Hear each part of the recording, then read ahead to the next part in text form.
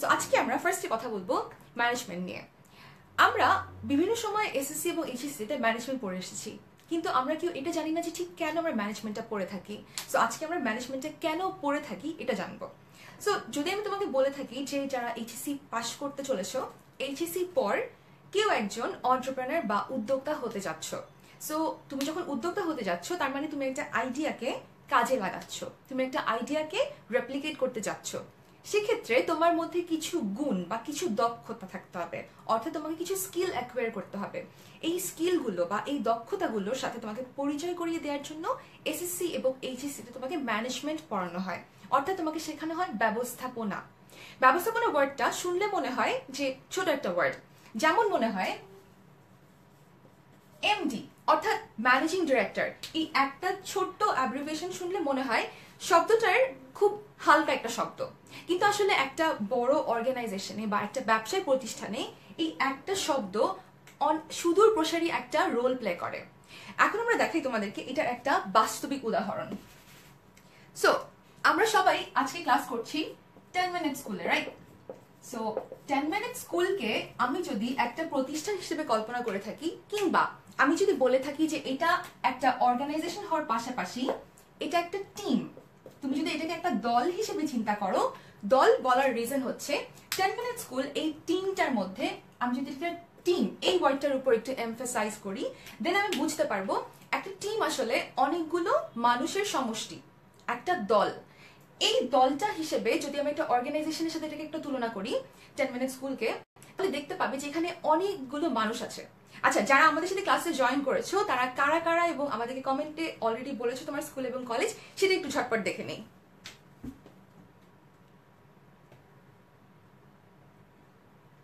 আচ্ছা, আমাদের সাথে আমাকে একজন বলেছো যে একটু অপেক্ষা করুন আপু, আমরা বন্ধুদেরকে সে নিয়ে আসছে। সো আমি একটু অপেক্ষা করছি, আর টেনশন করুন, আমি তোমার জন্য একটু স্লো যাচ্ছি যাতে করে তোমার বন্ধুরা এসে খুব শীঘ্রই আমাদের সাথে ক্লাসে জয়েন করতে পারে। সো ম্যানেজমেন্ট নিয়ে কথা বলছিলাম, কেন ম্যানেজমেন্ট আমরা পড়ি এসএসসি এবং এইচএসসি তে, এটা আজকে জানবো। বিকজ একটা সাবজেক্ট তোমাকে পড়ানো হচ্ছে, তুমি যদি না বুঝতে পারো যে এই সাবজেক্টের গুরুত্বটা কি, তাহলে তোমার এটার বড় বড় বৈশিষ্ট্য কিংবা সুবিধা অসুবিধার কথা, যেগুলো নাকি তোমাদের 3 এবং 4 নম্বরের প্রশ্নের জন্য আসে, সেগুলো মনে রাখাটা খুবই টাফ হয়ে যায়।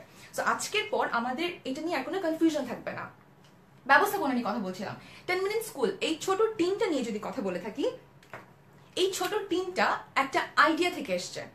আইডিয়াটা ছিল যে আমি আমাদের বাংলাদেশের খুব খুব দূরবর্তী যেসব এলাকায় স্টুডেন্টরা থাকে, যারা কেবলমাত্র স্কুল থেকে পড়াশোনার পাশাপাশি আর কোনো এক্সট্রা কেয়ার পায় না, যারা মনে করে যে যারা শহরে থাকছে তারা হয়তো বা কোনো দিক থেকে এক্সট্রা একটা এজ পাচ্ছে, এই যে একটা দুজনের মধ্যে একটা ব্যবধান, এই দু ধরনের স্টুডেন্টের মধ্যে ব্যবধানটা দূর করে দেওয়াটা ছিল 10 মিনিট স্কুলের একটা আইডিয়াটা ছিল যে আমি একটা ওয়েবসাইটের থ্রুতে ইন্টারনেট ব্যবহার করে, যেহেতু এখন স্মার্টফোন আমরা সবাই জানি যে সবার হাতে হাতে স্মার্টফোন থাকে, সো সেই স্মার্টফোনে ছোট্ট মিডিয়াটাকে ইউজ করে আমরা এই শিক্ষাটাকে দূরবর্তী প্রান্তে পৌঁছে দেওয়ার একটা লক্ষ্য নিয়ে 10 মিনিট স্কুল জয়েন করেছিলাম। তো এই যে বললাম একটা আইডিয়া, এই ছোট্ট আইডিয়াটার পেছনের মানুষটি ছিলেন আইমান সাদিক ভাইয়া। সো আইমান সাদিক ভাইয়া কি করলেন, তিনি এই ছোট আইডিয়াটাকে এই বড় একটা টিমের সাথে শেয়ার করলেন। একটা আইডিয়াটাকে উনি টিমের সাথে শেয়ার করলেন, ফলে কি হলো, অনেকগুলো মানুষ এই কাজটা সম্পর্কে বা এই আইডিয়াটা সম্পর্কে জানতে পারলো। এই অনেকগুলো মানুষের মধ্যে কেউ কেউ দেখা গেল কেউ একজন ম্যাথসে ভালো, অর্থাৎ কেউ অঙ্কে খুব ভালো, আবার কেউ ভিডিও খুব ভালো বানাতে পারে, আবার দেখা গেল কেউ একজন বাংলায় খুব ভালো। এই যে বিভিন্ন ধরনের মানুষজনের সমাগম একটা টিম, এই টিমটা একটা অর্গানাইজেশনের স্বরূপ। অর্থাৎ তুমি যখন একটা অর্গানাইজেশনের কথা চিন্তা করছো, যদি তুমি বলে থাকো এক্স লিমিটেড কোম্পানি, সেই এক্স লিমিটেড কোম্পানিতেও এরকম হয়, কেউ একজন অ্যাকাউন্টিং এ ভালো হয়, কেউ একজন ম্যানেজমেন্টে ভালো হয়, কেউ একজন মার্কেটিং এ ভালো হয়, কিংবা কেউ একজন ফাইন্যান্সে ভালো হয়। এই সবগুলো মানুষকে দিয়ে তাদের এক্স লিমিটেড কোম্পানি বা সে ফর এক্সাম্পল 10 মিনিট স্কুলের লক্ষ্য অর্জনের জন্য এই যে মানুষগুলো এবং তাদের দক্ষতাগুলো, অর্থাৎ তাদের অমানবীয় উপাদানগুলোকে একসাথে করে কাজে লাগিয়ে এটার দক্ষতা এবং কার্যকারিতা নিশ্চিত করাটাকে বলা হয় ম্যানেজমেন্ট বা ব্যবস্থাপনা।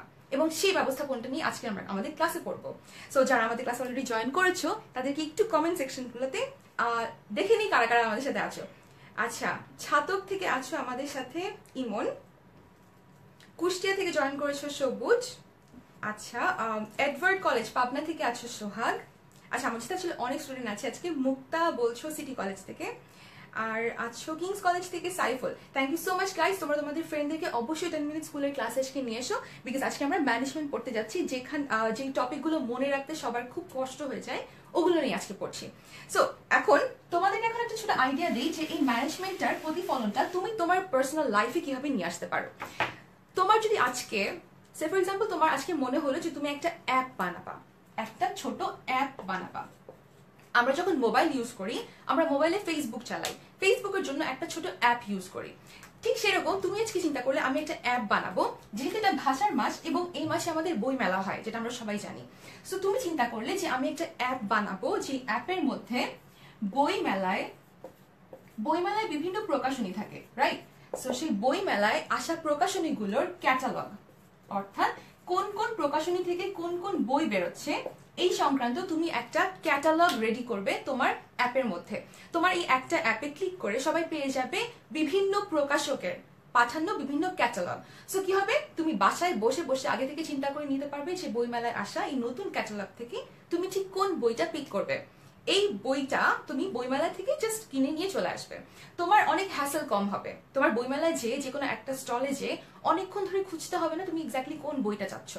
এই যে একটা ছোট আইডিয়ার কথা বললাম, এটা কিন্তু একটা আইডিয়া, এটা আমার আইডিয়া না, এটা তোমার আইডিয়া।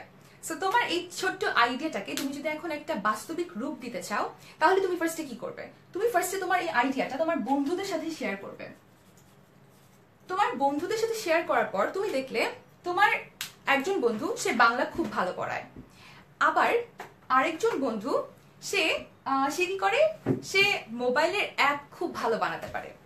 সো তোমার যেই বন্ধুটা মোবাইলের অ্যাপ খুব ভালো বানাতে পারে, তার সাথে তোমার একটা ছোট্ট ডিফারেন্স হচ্ছে তুমি না মোবাইলের অ্যাপ বানাতে পারো না।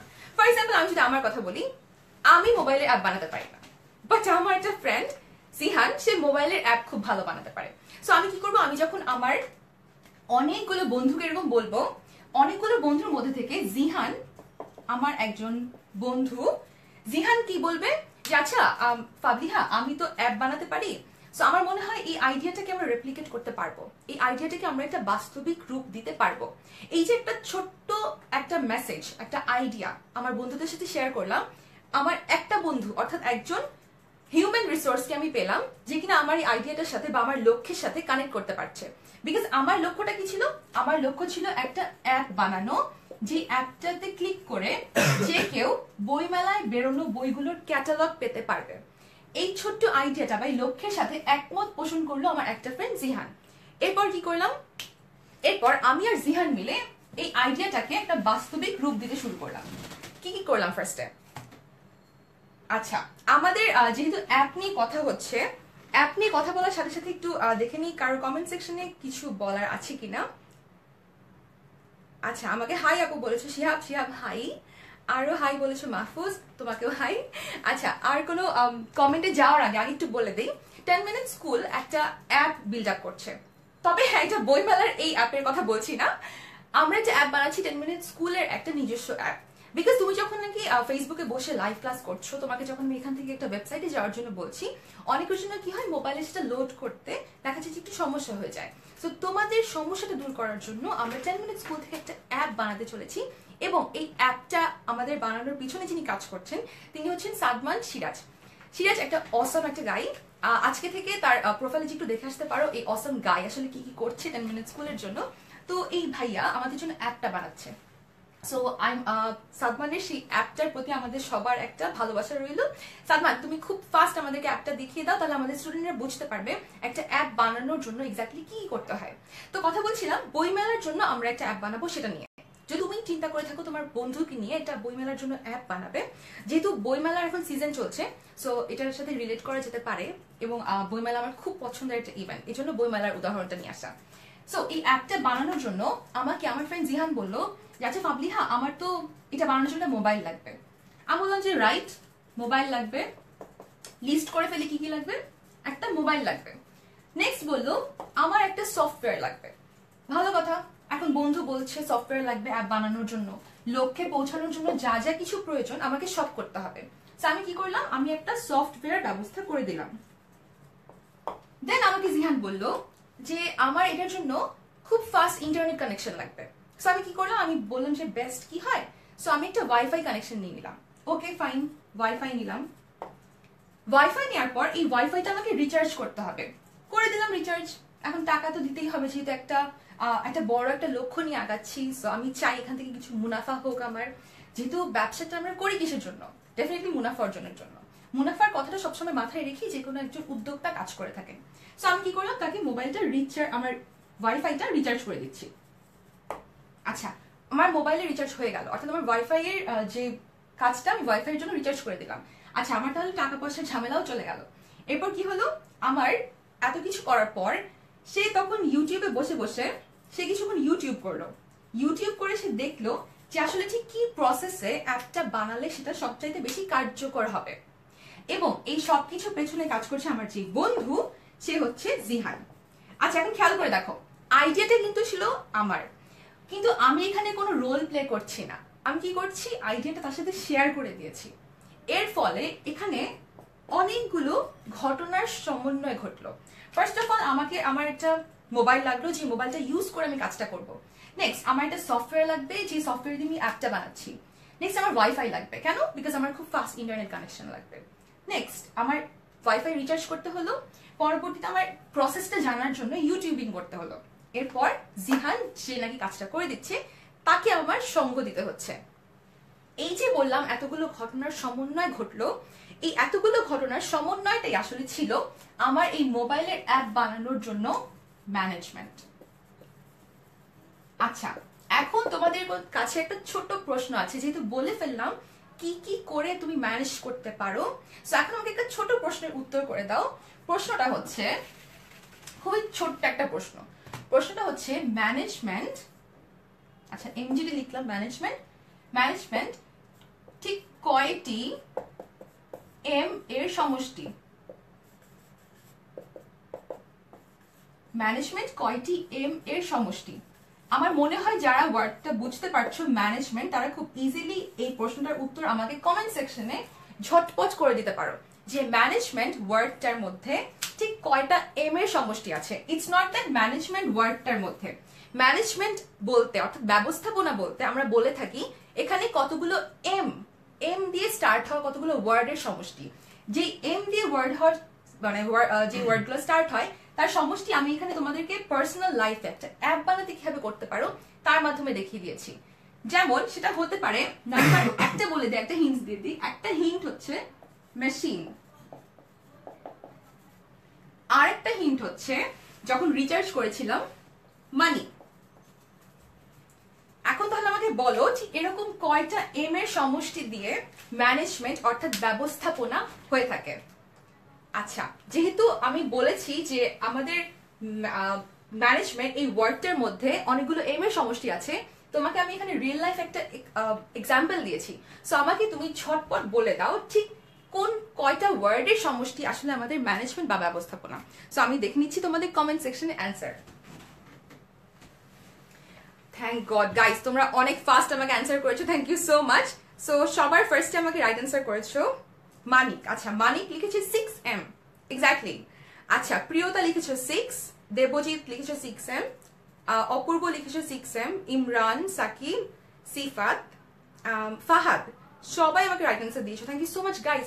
আমি জাস্ট এটাই চাচ্ছিলাম যে 6টা এম এর সমষ্টি হচ্ছে ম্যানেজমেন্ট বা ব্যবস্থাপনা, এবং এই 6টা এম হচ্ছে man, material, machine, method, money, market. Just এই ছন্দটা মনে রাখলে না খুব ইজিলি এই 6টা এম, যেটা তুমি জানো যে ম্যানেজমেন্টের সমষ্টি, 6টা এম কি কি ওয়ার্ড দিয়ে গঠিত হয় এটা মনে রাখা খুব ইম্পর্টেন্ট। সেটা হচ্ছে man, material, machine, method, money, market. ঠিক এগুলাই আমরা আজকে এই অ্যাপ বানানোর জন্য যা যা করতে হয় এই অ্যাপ বানানোর পার্সপেক্টিভে শিখে নিব।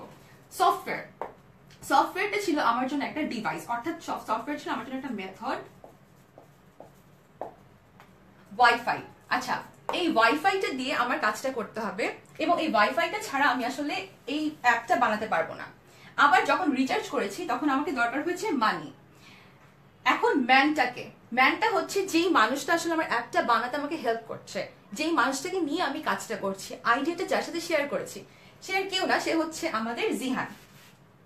সো আমি জিহান নামে একটা মানুষকে হায়ার করলাম, ব্র্যাকেটে জেড। আচ্ছা, তাহলে ম্যান নিলাম, এখন আমার ম্যাটেরিয়াল লাগবে। ম্যাটেরিয়াল হচ্ছে আমার ওয়াইফাই অ্যান্ড সফটওয়্যার।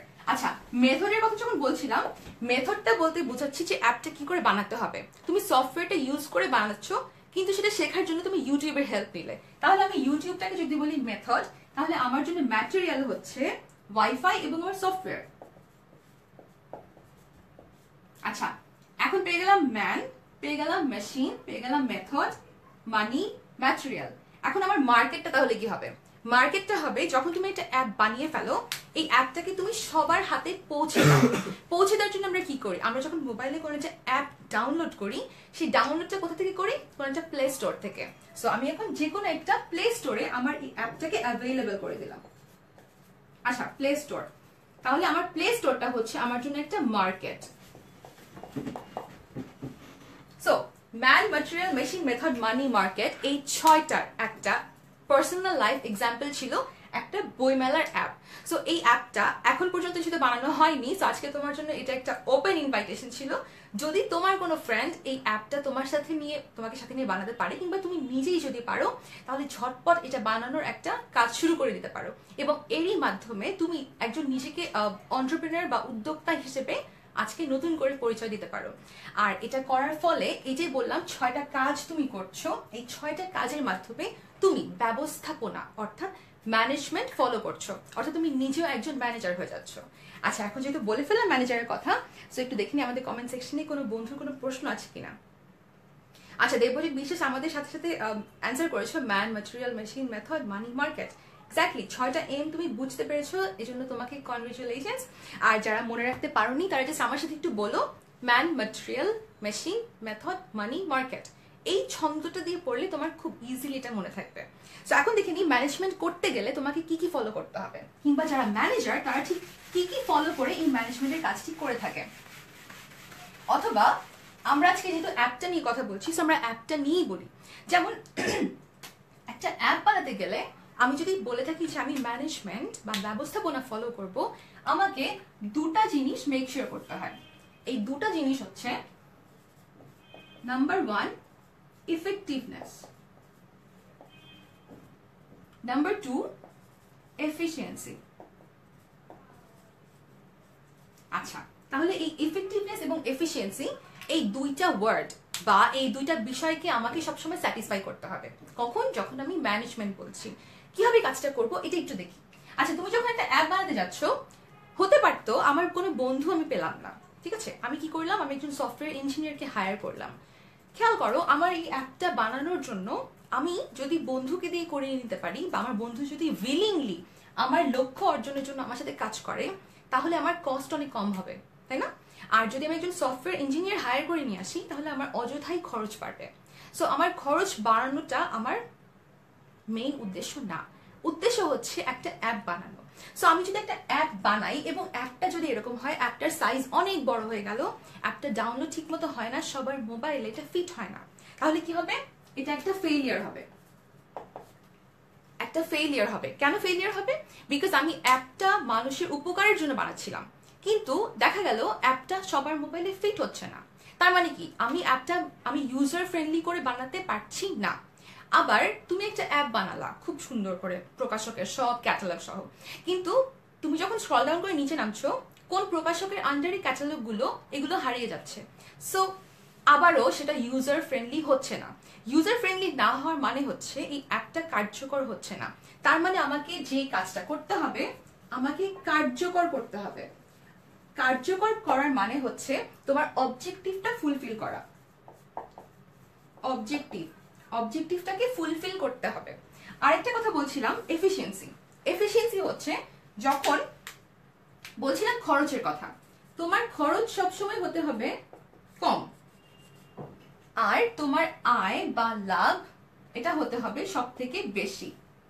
তোমার যদি আয় বা লাভ কম হয়, অর্থাৎ যখন বলছিলাম সফটওয়্যার ইঞ্জিনিয়ার হায়ার করব, তুমি যদি সফটওয়্যার ইঞ্জিনিয়ার দিয়ে অ্যাপ বানাও, অ্যাপটা খুব কার্যকর হবে, কিন্তু তোমার খরচটা তখন কি হবে? তোমার তখন খরচটা বেড়ে যাবে। খরচ যে পরিমাণে বাড়বে সেই পরিমাণে তোমার লাভ হবে না। দ্যাট মিনস এটা তুমি করতে পারো না। তুমি কাজ করছো, এফেক্টিভলি করছো, কিন্তু এফিশিয়েন্টলি করতে পারছো না।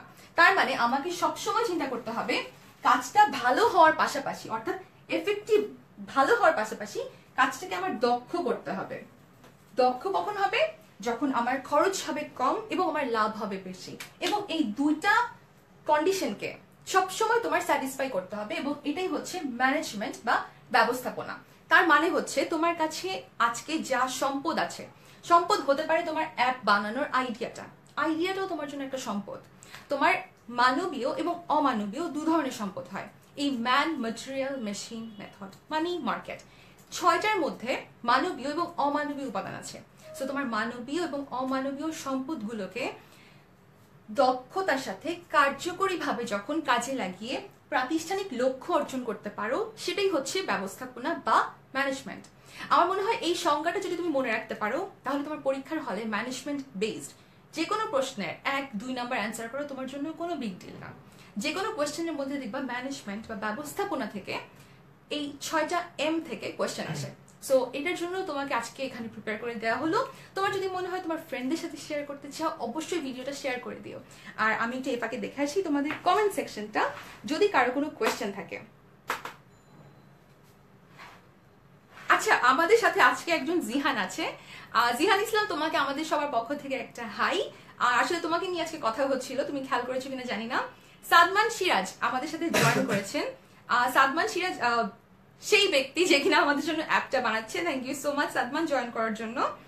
আর আচ্ছা, সাদমান আসলে এই এম গুলো থেকে একজন ব্যক্তির নাম আইডেন্টিফাই করতে পেরেছে, মুনজারিন আপু, যিনি কিনা আমাদের সাথে কাজ করছে 10 মিনিট স্কুলে। অলরাইট, যারা ক্লাস করছো তারা কিন্তু অবশ্যই নিজেদের ফ্রেন্ডদেরকে ট্যাগ করে এবং শেয়ার করে এই ভিডিওটাতে জানিয়ে দিতে ভুলো না। আচ্ছা, এখন চলে যাচ্ছি, এই ম্যানেজমেন্টের কাজটা যখন করছো, ম্যানেজাররা ইফেক্টিভলি এবং এফিশিয়েন্টলি কাজ করার জন্য কি কি জিনিস মাথায় রাখে। সো আমি যদি 10 মিনিট স্কুলের আমাদের আইমান ভাইয়াকে নিয়ে কথা বলি, তাহলে আইমান ভাইয়া যখন কোন একটা কাজ করছেন, তোমরা খেয়াল করে দেখবে আমরা লাইভ ক্লাসের পাশাপাশি বিভিন্ন সময় তোমাদেরকে ব্লগ শেয়ার করে থাকি, বিভিন্ন ধরনের আইডিয়া জেনারেট করে থাকি। আমাদের ওয়েবসাইটে কেবলমাত্র পড়াশোনা পাশাপাশি আরো অনেক ধরনের স্কিল ডেভেলপমেন্টের কাজ করা হয়, এবং আমাদের স্কিল ডেভেলপমেন্ট বিষয়ক একটা গ্রুপ আছে। আমার মনে হয় তোমরা সবাই সেখানকার অলরেডি মেম্বার্স। সো এই যে বললাম বিভিন্ন কাজ করা হয়, কাজটা শুরু করার আগে একটা মাথার মধ্যে আইডিয়া থাকে। যখন তোমার মাথায় একটা আইডিয়া থাকে, সেটা কিন্তু কোনো ধরনের রেপ্লিকেশন হয় না। সো আমরা ভবিষ্যতের যে কোনো কাজ করার আগে ফার্স্ট একটা আইডিয়া জেনারেট করি। আইডিয়াটা অর্থাৎ পরিকল্পনাটা বা প্ল্যানিংটা, এই যে আইডিয়াটা বললাম, আইডিয়াটা আদৌ বাস্তবে কাজ করা সম্ভব কিনা, এটার জন্য আমাদেরকে প্ল্যান করতে হয়। প্ল্যান করার পর যখন বলছিলাম ফ্রেন্ডকে বললাম, ফ্রেন্ডকে বলার পর এই যে মোবাইল, ওয়াইফাই, সফটওয়্যার সবকিছু একত্রীকরণ করলাম, এই কাজটাকে বলা হয় সংগঠিতকরণ। আচ্ছা, পরিকল্পনাটা বাংলায় লিখিনি, এটা লিখে ফেলি। পরিকল্পনা, ফার্স্টে আমি পরিকল্পনা করছি কাজটা কি করব, ঠিক কি অ্যাপ বানাবো। দেন আমি কি করলাম, আমি সংগঠিত করলাম। সংগঠন করলাম কি কি? সংগঠন করলাম জিহানকে, সংগঠন করলাম সেই মোবাইলের ডিভাইসকে, সেই ওয়াইফাইকে, এবং রিচার্জ করার জন্য সেই পরিমাণ অর্থ।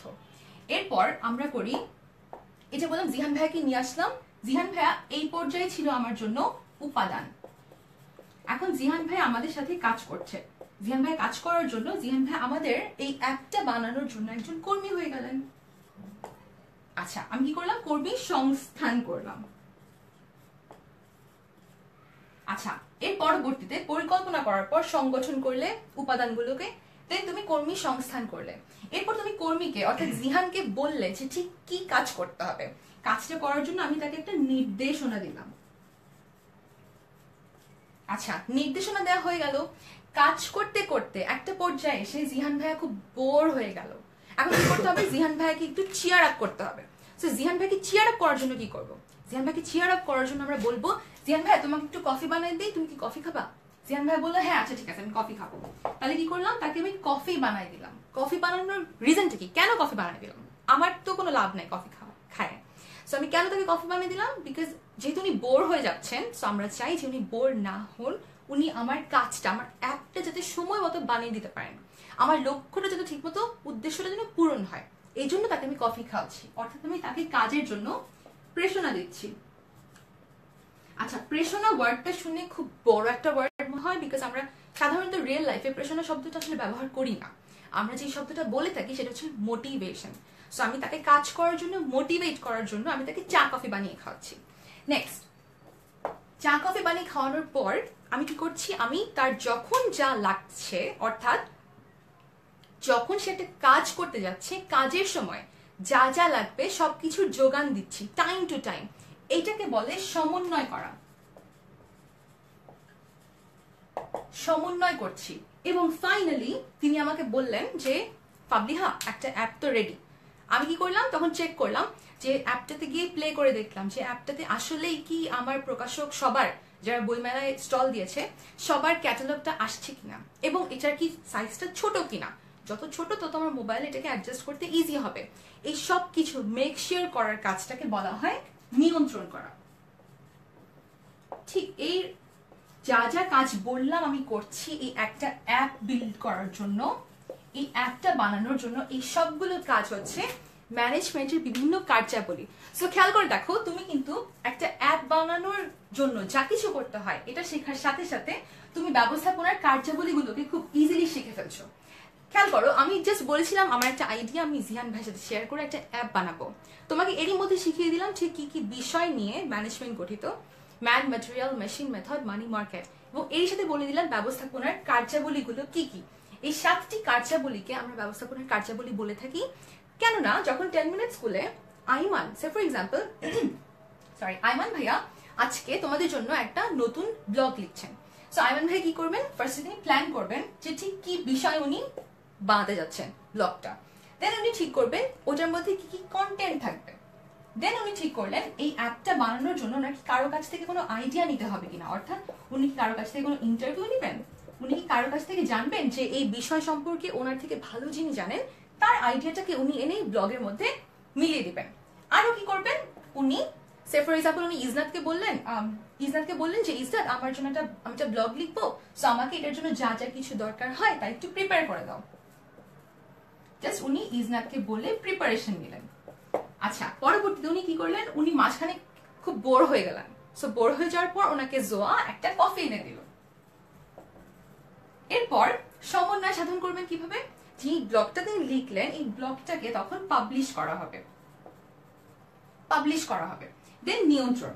ইজনাত ফাইনালি মেক শিওর করবেন যে ব্লগটা যেন 10 মিনিট স্কুলকে দেওয়ার জন্য আর ওয়েবসাইটে নিয়ে যাওয়ার জন্য যা কিছু ছবি এটার সাথে অ্যাটাচ করতে হবে সবকিছু অ্যাটাচমেন্ট হয়ে যায়। সো এটা ছিল একটা ছোট্ট ব্লগ লেখা বা একটা ছোট্ট কাজের পেছনে ব্যবস্থাপনার কার্যাবলীর একটা রেপ্লিকেশন। এবং আমার মনে হয় এই 7টা টপিক তুমি আজকে তোমার 3 বা 4 নম্বর প্রশ্নের যে কোনো একটা উত্তরের জন্য আজকে এখানে লাইভ ক্লাস থেকে শিখে যাচ্ছ। সো তুমি ঝটপট তোমার বন্ধুদেরকে ভিডিওটা শেয়ার করে বলে দাও যে কি কি শিখে ফেললে। আর তোমার যদি কোনো কোয়েশ্চেন থাকে অবশ্যই সেটা কমেন্ট সেকশনে মেনশন করে আমাকে বলে দাও। সো এরপর একটু দেখে নিই আমাদের সাথে যারা আছো তাদের কোনো কোয়েশ্চেন আছে কিনা।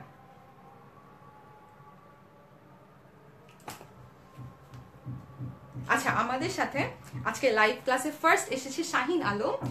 শাহিন, আমার মনে হয় তুমি তোমার ক্লাসটা থেকে কিছু শিখতে পারছো নতুন, এবং তোমার কোনো ফ্রেন্ড যদি জয়েন করতে চায় তাদেরকে অবশ্যই আমাদের লাইভ ক্লাসে ভিডিওটা শেয়ার করে নিয়ে এসো। আচ্ছা, এখন দেখে নিচ্ছি আর কোনো কমেন্ট আছে কিনা। অলরাইট, এখন যেহেতু এই সংক্রান্ত আর কোনো টপিক পাচ্ছি না যে আমাদের কারো কোনো বন্ধুর কোনো কোয়েশ্চেন আছে, সো এখন আমি চলে যাচ্ছি আরেকটা টপিকে যেখানে কিনা তোমাদের জন্য একটা ছোট্ট প্রশ্ন থাকছে। এখন আমরা ব্যবস্থাপনা সম্পর্কে আরেকটু ডিটেইলে করব। এই যে 7টা তোমাদেরকে বললাম বৈশিষ্ট্য, 7টা বৈশিষ্ট্য নিয়ে বিভিন্ন মানুষ, বিভিন্ন মনীষী বিভিন্ন ধরনের মতবাদ দিয়েছেন, এবং এইসব কারণে তারা বিভিন্ন বই লিখেছেন, এবং এর ফলে আমরা ব্যবস্থাপনার জন্য বা ম্যানেজমেন্টের জন্য জনক একজনকে পেয়েছি।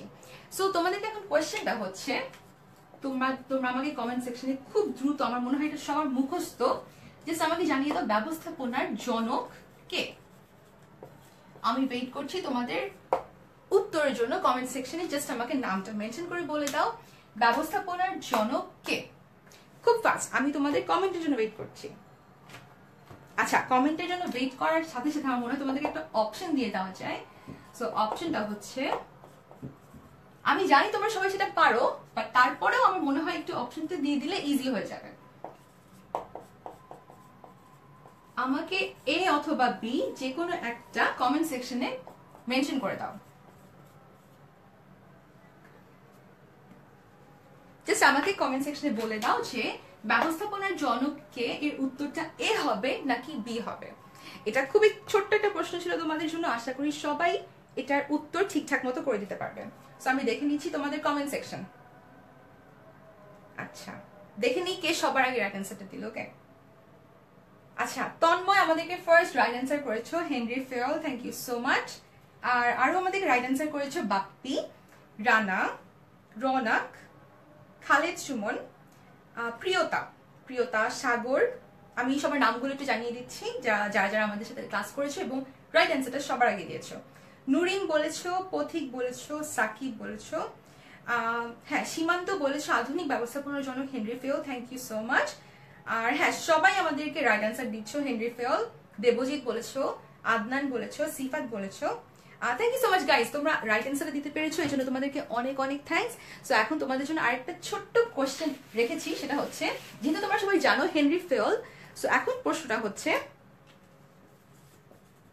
যেহেতু তোমাদের জানা উচিত যে এই বইটার জনককে, ঠিক আছে, জেনারেল অ্যান্ড ইন্ডাস্ট্রিয়াল ম্যানেজমেন্ট। আচ্ছা, এই বইটা নিয়ে একটু কথা বলি। সরি, এই বইটা হচ্ছে জেনারেল অ্যান্ড ইন্ডাস্ট্রিয়াল ম্যানেজমেন্ট। এই বইটার অ্যাকচুয়াল নাম হচ্ছে তোমার, এই বইটা আসলে ইংলিশে লেখা কি না এটা নিয়ে একটা প্রশ্ন আছে। সো এটা বলার আগে বলে নিই যে এই বইটা নিয়ে কেন কথা বলছি। এই বইটা নিয়ে কথা বলছি এই কারণে, বিকজ এই বইটা লিখেছেন এই ভদ্রলোক, হেনরি ফেওল। এই যে হেনরি ফেওল লোকটা, এই লোকটা এই বইটার জন্য বিখ্যাত। এই বইটাতে তিনি আমাদেরকে 14টা ব্যবস্থাপনার নীতি দিয়েছে। 14টা ব্যবস্থাপনার নীতি দিয়েছে। যেটা বলছিলাম, ব্যবস্থাপনার জন্য আমাদের 7টা কার্যাবলী আছে। কেউ কেউ এটার সংখ্যা বাড়িয়েও দিয়েছেন, যেমন পোস্ট কর্প,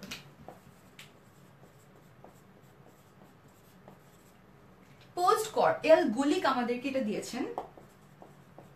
এল গুলিক আমাদেরকে যেই একটা নীতি দিয়েছেন তা হচ্ছে পোস্ট কর্প অনুযায়ী planning, organizing, staffing, direction, coordination, organizing, আর লাস্ট ছিল তোমার রেগুলেশন এন্ড বাজেটিং। এর মাধ্যমে উনি এই যে 7টা নীতির কথা আমরা বলছিলাম, এখান থেকে একটা বাড়িয়ে দিয়েছেন। বাট এখানে কোনো চেঞ্জ আসবে না। চেঞ্জ কেন আসবে না? বিকজ এটা এক একজনের এক এক ধরনের মতামত থাকতেই পারে, তাই না? আচ্ছা, সো আমরা ইন জেনারেল আমরা 7টা নীতি সর্বজনীন বলে থাকি। কেন বলে থাকি? বিকজ এটা ওয়ার্ল্ড ওয়াইড সবাই 7টা মোরালেস সবাই ইউজ করে। বাজেটের ব্যাপারটা হচ্ছে কি, বাজেট না প্ল্যানিং এরই একটা অংশ। যেটা বলছিলাম প্রথমটার কথা, প্ল্যানিং, এই বাজেটটা আসলে প্ল্যানিং এরই একটা অংশ। এই কারণেই আমরা এটাকে বাজেটটাকে আলাদা করে আর বলি না। আচ্ছা, তো বলছিলাম 14টি নীতির কথা। এই 14টি নীতি দেওয়ার ফলে এই যে হেনরি ফেওল, ওনাকে আমরা ব্যবস্থাপনার জনক বলে থাকি। যে বইটার জন্য উনি এটা করতে পেরেছেন, সেই বইটার নাম হচ্ছে জেনারেল অ্যান্ড ইন্ডাস্ট্রিয়াল ম্যানেজমেন্ট। তোমাদের জন্য এখন প্রশ্নটা হচ্ছে, জেনারেল অ্যান্ড ইন্ডাস্ট্রিয়াল ম্যানেজমেন্ট এই বইটি কোন ভাষায় লেখা হয়েছে? কোন ভাষায় লেখা হয়? আচ্ছা, তোমাকে আমি অপশন দিয়ে দিচ্ছি যাতে করে তোমার এটা বলতে ইজি হয়। কমেন্ট সেকশনে আমাকে জাস্ট মেনশন করে দাও এ অথবা বি। এ হচ্ছে ইংলিশ আর বি হচ্ছে ফ্রেঞ্চ। সো আমাকে একটু বলে দাও এ আর বি এর মধ্যে রাইট অ্যান্সারটা কোনটা। আমি তোমাদের কমেন্টের জন্য ওয়েট করছি। আর একবার বলে দিচ্ছি প্রশ্নটা, জেনারেল অ্যান্ড ইন্ডাস্ট্রিয়াল ম্যানেজমেন্ট এই বইটি কোন ভাষায় লেখা হয়েছে? আর এই বইটি লিখেছেন হেনরি ফেওল, যেটা অলরেডি তুমি জানো। সো তোমাদের ঝটপট কমেন্ট একটু দেখে নি। আমি অলরেডি রাইট অ্যান্সারটা পেয়ে গেছি। আচ্ছা, দেবজিৎ আমাদেরকে একটা কমেন্ট করেছে, ওর কমেন্টটা তোমাদেরকে জানিয়ে দিই। দেবজিৎ লিখেছে পরিকল্পনার সংখ্যাত্মক রূপকে বাজেট বলে। এক্স্যাক্টলি দেবজিৎ, খুব ভালো একটা কথা বলেছে, যেটা আমি একটু আগে বলছিলাম যে বাজেট আসলে প্ল্যানিং এরই একটা পার্ট। বিকজ তুমি অনেক আগে থেকে এটাকে ঠিক করে রাখো, প্রেডিক্ট করে রাখো ওই মাসে বা ওই বছরে বা ওই প্রকল্পের জন্য বা ওই অ্যাপ বানানোর জন্য, যেহেতু আমরা অ্যাপ নিয়ে কথা বলছি। সো ওই অ্যাপ বানানোর জন্য আমার এক্স্যাক্টলি ঠিক কতটুকুন টাকা খরচ হবে, অর্থায়নটা কত হবে, এই সংক্রান্ত প্ল্যানিং করা বা পরিকল্পনাটাকে আমরা বলে থাকি বাজেট, যেটার একটা আর্থিক রূপটাকে আমরা বাজেট বলে থাকি। আচ্ছা, thank you so much. Tanmoy আমাদেরকে রাইট অ্যান্সার দিয়েছো। তন্ময় বলেছো ফ্রেঞ্চ। আচ্ছা, এর আগে সাইফুল বলেছো, সামির বলেছো, অন্তর, সবাই রাইট অ্যান্সার দিয়েছো। আচ্ছা, আরো আছে সীমান্ত বলেছো ফরাসি, এক্স্যাক্টলি ফরাসিটাই হচ্ছে ফ্রেঞ্চ। আহসান হাবিব লিখেছ ফ্রেঞ্চ। ফারদিন লিখেছ এ। ফারদিন এটা এ হবে না, এটা ইংলিশে লেখা হয়নি, এটা বইটা লেখা হয়েছিল ফরাসি ভাষায়, ফরাসি হচ্ছে ফ্রেঞ্চ। আর আরো বলেছো আরদোস, ইজ ইট আরদোসি? আচ্ছা তোমার নাম সেগুলো বলতে পারছি না আপু, কিছু মনে করো না। আচ্ছা দেবজিৎ বলেছো ফ্রেঞ্চ, সাকিব বলেছো ফ্রেঞ্চ, সাগর, খালেদ সুমন, রাসেল, সবাই সবাই সবাই আমাকে রাইট অ্যান্সার দিচ্ছে, থ্যাংক ইউ সো মাচ। আচ্ছা সো যেহেতু কথা বলছিলাম জেনারেল ইন্ডাস্ট্রিয়াল ম্যানেজমেন্ট, এই বইয়ের কি নিয়ে কথা বলছিলাম? 14টা নীতি নিয়ে। সো এই 14টা নীতির মধ্যে আমরা সবগুলো নীতি দেখবো না, আমরা আজকে ঠিক সেই নীতিগুলো দেখবো যেগুলো নিয়ে বেসিক্যালি আমাদের প্রবলেম হয়, ঠিক আছে? সো প্রথমেই দেখে নেই, আচ্ছা প্রথমেই দেখবো কার্য বিভাগীকরণ। এটা একটা নতুন একটা আইডিয়া, সো এটা আমরা আগে দেখে নিই। আমার মনে হয় বইটার নামটা মুছে দেওয়া যায়। ওকে, সো ফার্স্টে আমরা দেখবো কার্য বিভাগীকরণ।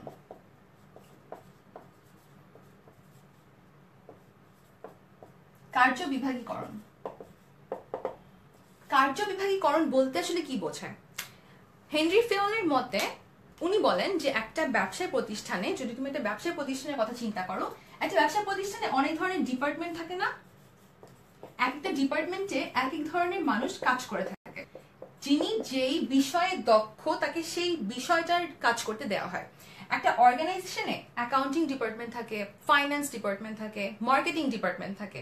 সো এই যে একটা ডিপার্টমেন্টে এক একটা বিষয় যারা দক্ষ তাদেরকে কাজ করতে দেওয়া হয়। এর মানে হচ্ছে যে যেই কাজে দক্ষ তাকে ঠিক দক্ষতার বেসিসে তাকে কাজ ভাগ করে দেওয়া হয়। আর এই কাজ ভাগ করে দেওয়ার কাজটার কথা সর্বপ্রথম বলেছেন হেনরি ফেওল, এটাকে বলা হয় কার্য বিভাগীকরণ। আচ্ছা কার্য বিভাগীকরণের পর আরেকটা ইম্পর্টেন্ট টপিক হচ্ছে যেটা অনেকে বুঝতে পারে না, সেটা বলে দিই, সেটা হচ্ছে দায়িত্ব এবং কর্তব্য। আচ্ছা দায়িত্ব কর্তব্য বলতে কি বোঝায়? হেনরি ফেল যখন বলেন দায়িত্ব কর্তব্যের কথা, তখন উনি বলেন যখন তুমি কাউকে একটা কাজ করার দায়িত্ব দিচ্ছ তাকে কিছু কর্তৃত্ব, আচ্ছা আমি কর্তব্য লিখে ফেলছি, এটা আসলে কর্তৃত্ব হবে গাইস।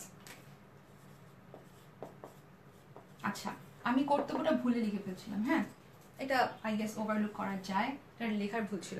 ওকে, তো দায়িত্ব যখন কাউকে দিচ্ছ কোনো একটা কাজ করার, তখন তাকে কর্তৃত্ব দিতে হবে। এর মানে হচ্ছে সে ফর এক্সাম্পল আজকে আমি লাইভ ইনস্ট্রাক্টর ক্লাস নিতে আসলাম, এখন আমাকে যদি কেউ বলে দেয় যে তোমাকে ক্লাসটার মধ্যে এটা বলতে হবে, এটা বলতে হবে, এটা বলতে হবে, তখন কি হবে? আমার নিজস্ব ফ্লোটা নষ্ট হয়ে যাবে। এই জন্য যখন তুমি কাউকে যে কোনো একটা কাজের দায়িত্ব দিচ্ছ তাকে সেটা করার কর্তৃত্ব দিতে হবে, অর্থাৎ তার অথরিটি দিতে হবে। তুমি যখন কাউকে একটা রেসপন্সিবিলিটি দিচ্ছ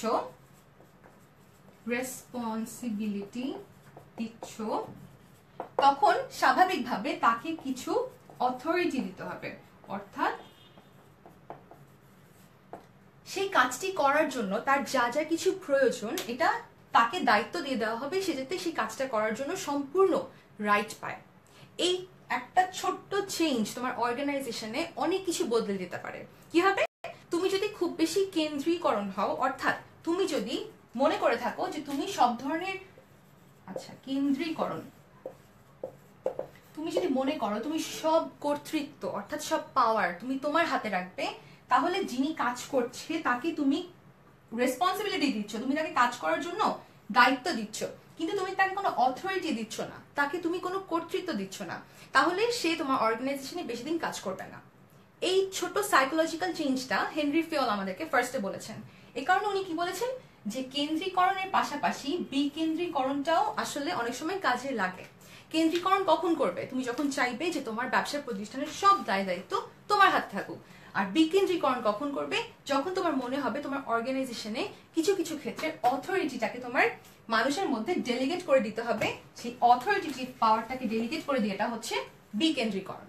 আচ্ছা এখন চলে যাই আরেকটা টপিকে, সেটা হচ্ছে জোড়াময় শিকল, যেটাকে আমরা বলে থাকি স্কেলার চেইন। এটা অনেকে বুঝতে পারো না, এটা একটু তোমাদেরকে জানিয়ে দেওয়াটা খুব ইম্পর্টেন্ট। জোড়াময় শিকল বলতে কি বোঝায়? সো এই জোড়াময় শিকল হচ্ছে তুমি যখন কারো কাছ থেকে অর্ডার নিচ্ছ, কেউ তোমাকে একটা অর্ডার দিচ্ছে, সেই অর্ডারটা তুমি যদি এর কাছ থেকে পাও তাহলে তুমি সেটাকে পাস করে বি এর কাছে পৌঁছে দিবে, অর্থাৎ সবার মধ্যে একটা রিলেশনশিপ থাকবে।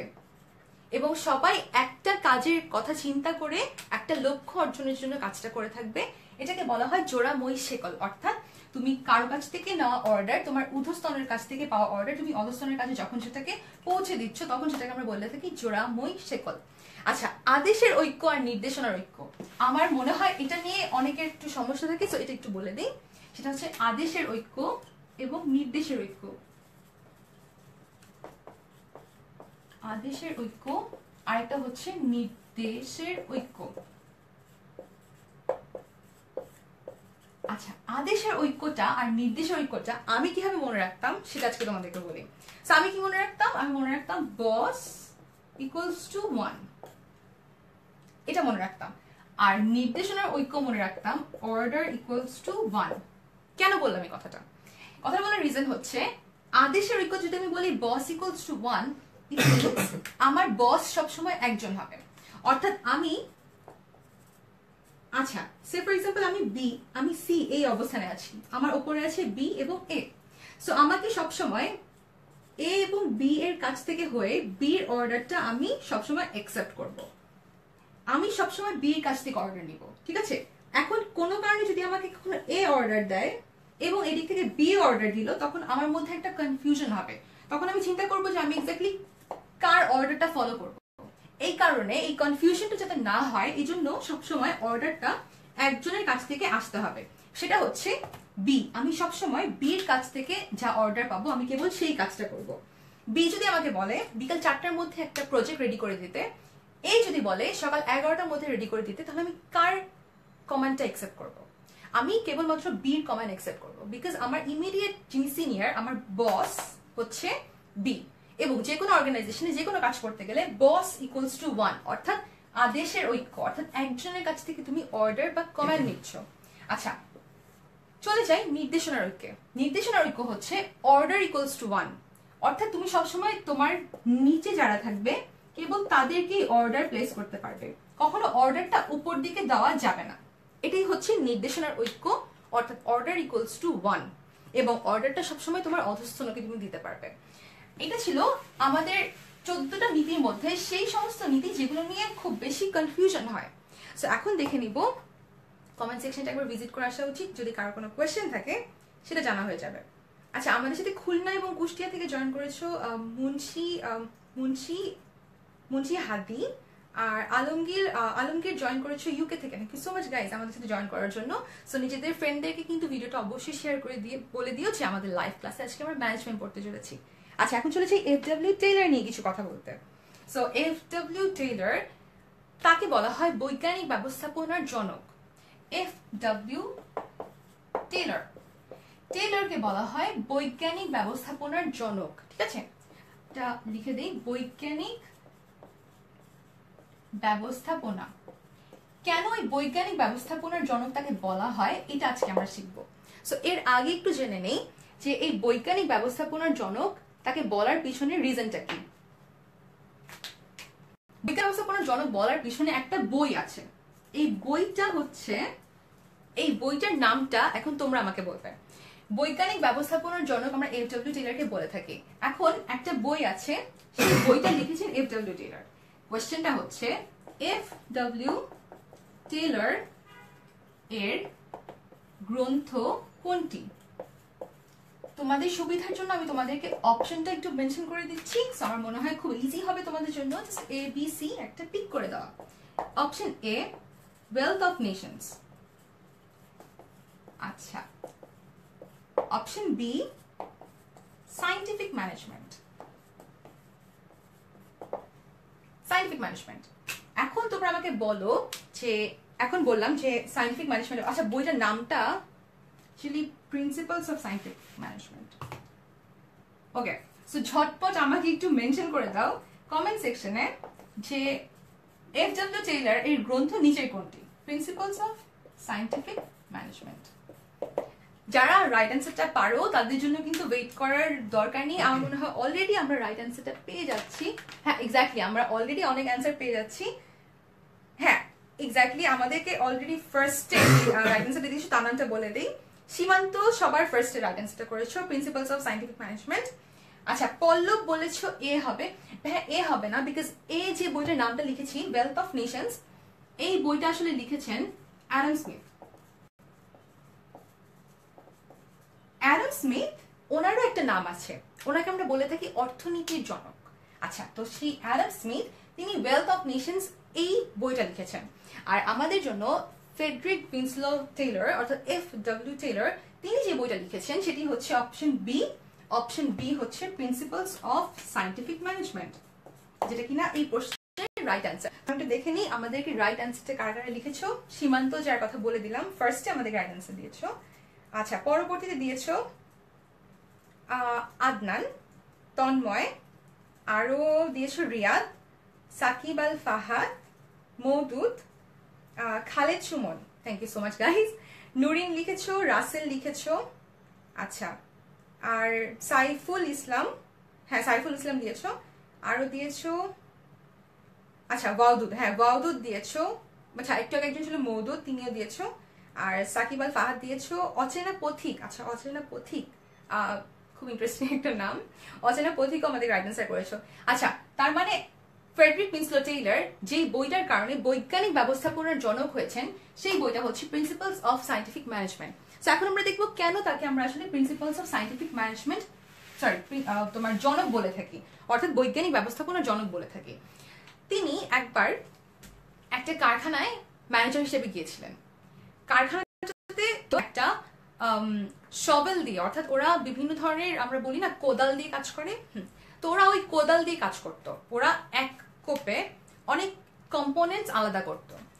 ফ্রেডরিক উইনস্লো টেইলর তিনি যেহেতু একজন ব্যবস্থাপকীয় ব্যক্তিত্ব, তিনি কি করলেন, তিনি অনেকদিন অবজার্ভ করলেন। তিনি অবজার্ভ করলেন কাদেরকে অবজার্ভ করলেন, তিনি অবজার্ভ করলেন সেখানকার কর্মীদেরকে, অর্থাৎ যারা নাকি শ্রমিক ছিল তারা কি করতো, প্রতিদিন হাতুড়ি নিয়ে কাজ করতো, অর্থাৎ শবেল নিয়ে কাজ করতো। তাদের শবেল নিয়ে এই কাজটা উনি প্রতিদিন অবজার্ভ করতেন। অবজার্ভ করার পর দেখলেন ছোট ছোট কাজ করার জন্য ওরা বড় বড় হাতুড়ি ব্যবহার করছে, কোদাল ব্যবহার করছে, আবার বড় কাজ করার জন্য একই কোদাল ব্যবহার করছে। অর্থাৎ কাজটা যেরকমই হোক না কেন ওরা সেদিকে খেয়াল করছে না, ওরা শুধু চিন্তা করছে আমার কম্পোনেন্ট একটাই হবে। সনাতন কাল ধরে, অনেক পুরনো একটা সময় ধরে, এনশিয়েন্ট টাইম থেকে তারা একই কাজ করে আসছিল। সো উনি অবজার্ভ করে খেয়াল করলেন যে আসলে সব কাজের জন্য একই শবেল ইউজ করার কোনো মানে হয় না, বিকজ তোমার প্রত্যেকবার সময় বেশি লাগছে। অর্থাৎ কি বলেছিলাম, যখন সময় বেশি লেগে যায় তখন তোমার কার্যকর হলেও এফিশিয়েন্ট অর্থাৎ দক্ষতা হয় না, দক্ষ হয় না কাজটা। এই কারণে যেহেতু দক্ষতার অভাব তিনি অনুভব করলেন, তিনি কি করলেন, বললেন তোমরা এখন থেকে সবসময় আমার এখানে শবেলগুলো অর্থাৎ কারখানায় শবেলগুলো জমা রেখে যাবে। কারখানা থেকে তোমার জন্য নির্দিষ্ট কাজের জন্য নির্দিষ্ট শবেল কেনা হবে, ওটা দিয়ে তুমি কাজ করবে, যাওয়ার সময় ফেরত দিয়ে যাবে। এই একটা ছোট্ট চেঞ্জ পুরো বিজনেসের ক্ষেত্রে ওয়ার্ল্ড ওয়াইড একটা চেঞ্জ নিয়ে আসে। ওনার এই ধারণাটা একটা চেঞ্জ নিয়ে আসে, যেহেতু উনি অবজার্ভ করলেন, অবজার্ভ করে কিছুদিন তিনি পর্যবেক্ষণের মাধ্যমে একটা বৈজ্ঞানিক একটা ডিসিশন মেকিং করলেন, সিদ্ধান্ত গ্রহণ করলেন। এই কারণে এটাকে বলা হয় সায়েন্টিফিক ম্যানেজমেন্ট। এবং এই সায়েন্টিফিক ম্যানেজমেন্টের মধ্য দিয়ে উনি আমাদেরকে চারটা নীতি শিখিয়েছেন। চারটা নীতি কি হয় বিভিন্ন বইতে খুব কঠিন করে লেখা থাকে, সো আজকে আমরা খুব ইজি ওয়েতে, আচ্ছা কার কোনো কমেন্ট আছে কিনা একটু দেখি। বৈজ্ঞানিক ব্যবস্থাপনা কি, আচ্ছা বৈজ্ঞানিক ব্যবস্থাপনা কি, আমি এটাই বলছিলাম। অপসরি তুমি আমাদের ক্লাসটা একটু করতে থাকো, এই চারটা রিজন বলার সাথে সাথে তুমি জেনে যাবে কেন এটাকে আমরা বৈজ্ঞানিক ব্যবস্থাপনার জনক বলে থাকি। আচ্ছা তিনি ফার্স্টে বলেন যে এই চারটা নীতির কথা বলছিলাম, ওনার প্রথম নীতিটা হচ্ছে সনাতন কোনো পদ্ধতি আমরা ফলো করব না। আচ্ছা তিনি বলেন যেটা রুল অফ থাম থাকে সেই রুল অফ থাম আমরা ব্যবহার করব না, আমরা সবসময় চেঞ্জ নিয়ে আসবো। চেঞ্জটা কিভাবে আনবো, এই চেঞ্জটা আমরা আনবো অবজারভেশনের মাধ্যমে। অবজারভেশন মিনস তিনি যখন দেখলেন অবজারভেশন অবজারভেশন, সো এই অবজারভেশনটা তিনি যখন করেছিলেন তিনি বেসিক্যালি দেখলেন যে একটা কারখানার মধ্যে যখন অনেক দিন ধরে একটা পুরনো একটা কাজ করে আসতে থাকে শ্রমিকরা, সেই কাজের মধ্যে অনেক সময় ভুল থাকে। এই ভুলগুলাকে যতদিন পর্যন্ত না তুমি আইডেন্টিফাই করছো তুমি তোমার ব্যবসায় প্রতিষ্ঠানে দক্ষতা নিয়ে আসতে পারো না, ঠিক আছে? সো এই চেঞ্জটা আমি অবজারভেশনের মাধ্যমে নিয়ে আসবো। আমি পর্যবেক্ষণ করব যে ঠিক কিসের মাধ্যমে আমার ব্যবসায় প্রতিষ্ঠানে আমি দক্ষতা নিয়ে আসতে পারি। দক্ষতাটা আনার কথাটা ফার্স্ট অফ অল আমাদেরকে ফ্রেডরিক উইন্সলো টেইলর বলেছেন। আচ্ছা, ওনার পরবর্তী যে নীতিটা ছিল সেটা হচ্ছে খুব ইজি, একই কাজ একটা মানুষ সারা জীবন করবে না, সেটা মনে রাখলেই হবে। একই কাজ সারা জীবন, অর্থাৎ আমি একটা অনেক লম্বা সময় ধরে একটা ব্যবসা প্রতিষ্ঠানে কাজ করি, তাই না? বাট আমি সারা জীবন ভর একই কাজ করব না। আমি আমার কাজটাকে ভাগ করে দেওয়ার জন্য বিভিন্ন সময় বিভিন্ন মানুষজনকে কর্মী সংস্থান করব। অর্থাৎ আমি কোনো এক সময় যেহেতু রিটায়ারমেন্টে চলে যাব, তো আমি কি করব, আমি নতুন মানুষদের মধ্যে এই আইডিয়াটাকে বা এই কাজটাকে শিখিয়ে দিয়ে যাব। অর্থাৎ আমি কর্মী সংস্থান করব, অর্থাৎ আমি নতুনদেরকে কাজ করার সুযোগ করে দেব। আচ্ছা, এরপর তিনি যখন নতুনদেরকে কাজ করার সুযোগ করে দিচ্ছেন, আরো একটা কাজ তিনি করতে বলেছেন, সেটা হচ্ছে যখন আমি আমার ব্যবসার প্রতিষ্ঠানে অনেককে নিয়ে কাজ করছি, আমি সবাইকে মতামত প্রদানের একটা সুযোগ দিব। অর্থাৎ গণতন্ত্র, আমি গণতান্ত্রিক উপায়ে সবসময় ব্যবহার করব, বিকজ আমি সবার মতামতের প্রাধান্য দিব। আরেকটা জিনিস তিনি বলেছেন সেটা হচ্ছে জব রোটেশন, একটা আইডিয়া দিয়েছেন job rotation. Job rotation means তোমার একটা কাজ কি হয়, এ বি সি ডি, সবাই মিলে, সে ফর এক্সাম্পল সবাই মিলে একটা কারখানার মধ্যে মোড়কীকরণের কাজ করে, অর্থাৎ প্যাকেজিং এর কাজ করে। আচ্ছা, সবাই মিলে প্যাকেজিং এর কাজ করছে। খেয়াল করে দেখো, এখন এ বি সি ডি সবাই ক্রমান্বয়ে কেবলমাত্র প্যাকেজিং এর কাজ করছে, কিন্তু প্যাকেজিং এর পর এই যে কোনো একটা প্রোডাক্টকে কি হয়, আমরা যখন মোড়কীকরণ করি, মোড়কীকরণ করার পর এই একই পণ্যকে আমরা বিভিন্ন খুচরা ব্যবসায়ীদের কাছে পরিবহনের মাধ্যমে পাঠিয়ে দিই। সো আমার ট্রান্সপোর্টেশনের একটা প্রয়োজনীয়তা থাকে। এখন আমি কি করলাম, আমি প্রত্যেকবার একবার বি কে দিলাম জব রোটেশনের মধ্যে ট্রান্সপোর্টেশনে, ফলে আমার এখান থেকে একজন কমে গেল, তাই না? আবার যখন বি ট্রান্সপোর্টেশনের কাজ শিখছে, তখন এ সি ডি সবাই মিলে প্যাকেজিং এর কাজ করছে। আবার পরবর্তীতে আমি বললাম আমি এবার সি কে দিয়ে ট্রান্সপোর্টেশনে কাজ করাবো। যখন আমি সি কে দিয়ে ট্রান্সপোর্টেশনে কাজ করাচ্ছি, তখন আমার এ বি ডি সবাই প্যাকেজিং এর কাজ করছে এবং সি এই ভদ্রলোক আমার ট্রান্সপোর্টেশনের কাজ শিখছে। এর মানে হচ্ছে তুমি তোমার জব রোটেশনের মাধ্যমে তোমার ব্যবসায় প্রতিষ্ঠানের কাজগুলোকে সবার মধ্যে ভাগ করে করিয়ে নিবে। এটার মানে হচ্ছে যখন তোমার ব্যবসায়িক প্রতিষ্ঠানে, সে ফর এক্সাম্পল তোমার যে কোনো একটা লোক আজকে অসুস্থ, ট্রান্সপোর্টেশনের কাজটা তখন তুমি বি কে বা সি কে দিয়ে করে নিতে পারছো। কিন্তু যদি এরকম হতো, তোমার এই একটা কাজ সি সারা বছর ধরে করে আসছে, সি যদি অসুস্থ হয়, কাজটা করার আর কেউ থাকবে না। কিন্তু একটা ব্যবসা প্রতিষ্ঠান কখনো একটা ব্যক্তির উপর নির্ভরশীল নয়। এই আইডিয়াটা আমাদেরকে এফ.ডব্লিউ. টেইলর তিনি দিয়েছেন, বৈজ্ঞানিক ব্যবস্থাপনার জনক। উনি বৈজ্ঞানিক পদ্ধতিতে অবজারভেশনের মাধ্যমে যখন এটা আইডিয়াটা জেনারেট করেন যে একটা ব্যবসা প্রতিষ্ঠান একজন ব্যক্তির উপর নির্ভরশীল নয়, এই ছোট্ট আইডিয়াটা ওনাকে জব রোটেশন এই বস্তুটার সাথে পরিচিত করেন। এবং এই কারণে আমরা ব্যবসায়ের ক্ষেত্রে কি করি, যে কোনো একটা কাজ সবাইকে দিয়ে শিখিয়ে রাখি, যাতে করে কোনো একজন যদি কেউ অসুস্থ হয়ে থাকে, তাহলে আমরা যাতে কাজটা পিছিয়ে না যাই। আচ্ছা, সো এটা ছিল আজকে আমাদের ম্যানেজমেন্ট সেকেন্ড পেপারে ব্যবস্থাপনা সংক্রান্ত একটা ক্লাস। সো আজকে লাইভ ক্লাসে যাদের ভালো লেগেছে তারা অবশ্যই ভিডিওটা শেয়ার করে ফ্রেন্ডদেরকে জানিয়ে দিও, এবং দেখা হবে আগামী ক্লাসে ঠিক রাত 9টায়।